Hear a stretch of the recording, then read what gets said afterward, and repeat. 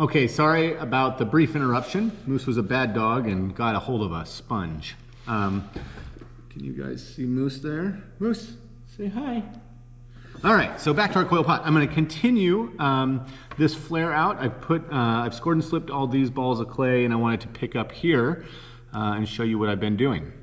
Where I'm attaching these coils or the balls to the coil here, I've scored it beforehand, and I'm going to go back in on each ball. It may seem a little time consuming, but let me go ahead and score each one. And I just kind of twist it into this one here so that they connect. And there was a little bit of slip on that ball of clay. I'll do that again. Score it up with your paper clip, and then get a little water on the side and where you scored. Put it in place.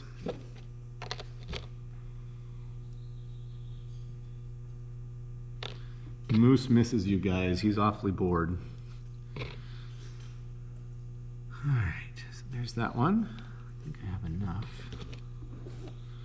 enough. So I've chosen to make a vase. Remember, if your desire is to make a different shape, maybe you could close it off. You could put roll a slab of clay out and put it across the top, and then cut a shape along the side, and that might allow you to lift the top off, making a jar of some sort.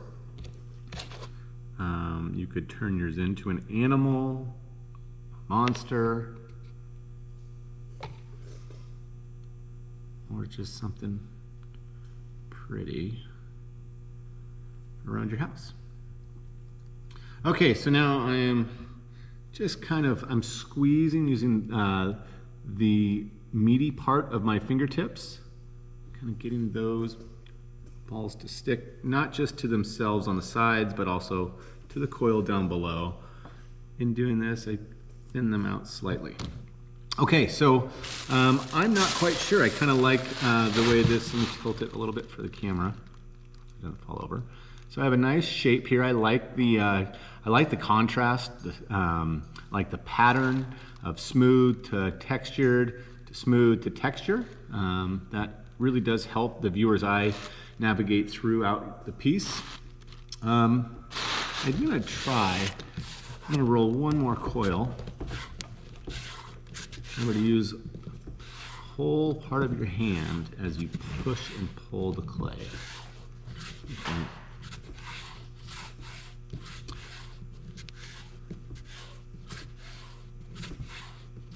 All right, so this one might need a little bit longer.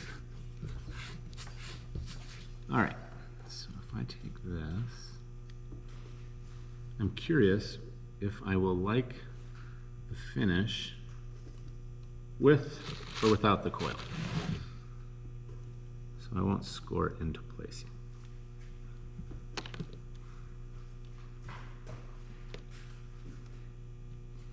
All right, so let's temporarily put that there. I think it needs to flare out a tiny bit.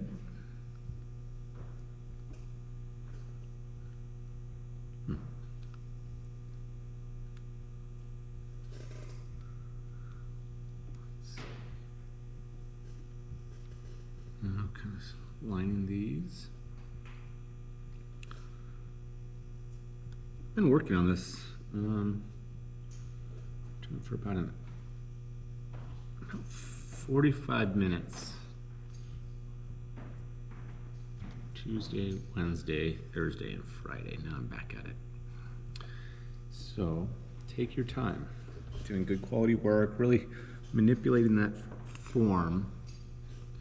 It's really helpful to get down and, either lift the piece up so you can get a different perspective, or stand up and walk away and get a perspective from a distance. And you'll often see from that different perspective some areas that need to be either pushed out or pushed in. Maybe you have a lump, an unnecessary lump. You can always fill a dent with some clay and then smear over that to blend it in. But I'm not sure. I'll let you guys kind of see. I do kind of like the way that's going. I think actually what I'm probably going to end up doing with this one, I'm going to keep going. I I looked at it from the side just now, and I think that I'm going to come back in a little bit and then back out one more time. So I'll have kind of a bulbous form. But let's just assume I was going to stop here. A couple things I want to point out is if you look down inside of my coil pot, you'll see I've taken the time to blend all my coils on the inside. That's really going to give it a lot of strength, and I enjoy that process. The coils, you can't see them down below, but I smooth those coils with my rib. So I'm not going to do it on this row because I can see into the pot and I don't really want to smooth those out. But you may choose to score and smooth over on the inside if you want this to hold water without leaking. So couple other things to think about. I would consider on your piece, let's just assume for the time being that this piece is finished. This coil has been scored and slipped and attached into place, which it hasn't. You may want to create some feet, some balls of clay. There's a number of ways that you could do this, but I'm just going to temporarily tack these on here so I can knock them off. And you can just see how it visually will change the overall feel of the piece. All right, so if I put those down below, as you can see here, I haven't scored them into place, but I rolled them out about 10 minutes ago, so they've stiffened up a tiny bit.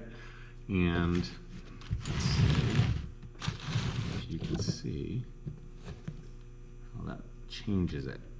Whoops. Okay, so I have that, and I'll knock them off really quick. Or that.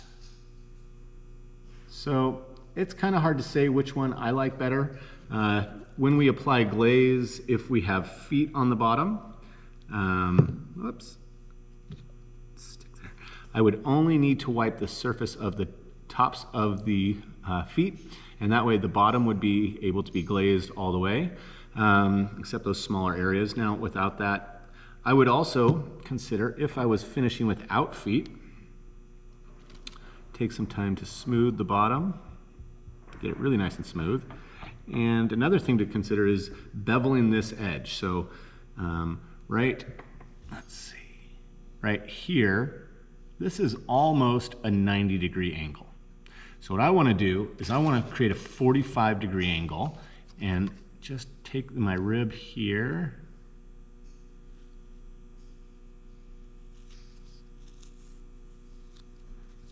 and we're going to create a bevel. It's hard to do without getting a little closer, but you'll get the idea. Because in the end, if you like your coil pot, I would encourage you to keep it. You can let it dry, and then we can bring it back in the fall and fire it and put glaze on it. Okay, smooth that out a tiny bit. Let me now go back with a rib one more time to really clarify what that looks like. So I try to pull that through in a long swoop. All right. Without any additional water, I'll just use my fingertips to smooth this. Now we've created a, let's see, can you see it? A little 45-degree angle that we're going to be allowing the glaze to stop here, and this little area that we've beveled that we've created will remain unglazed. And when we put it upright, you really don't see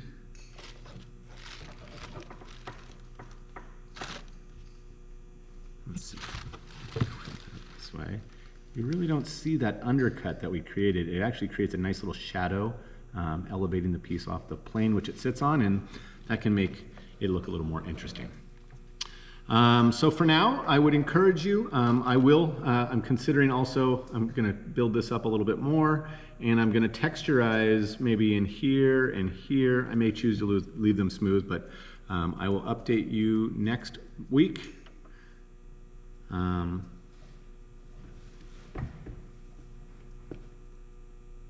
So after I make some additional changes, I will update you all with the next video.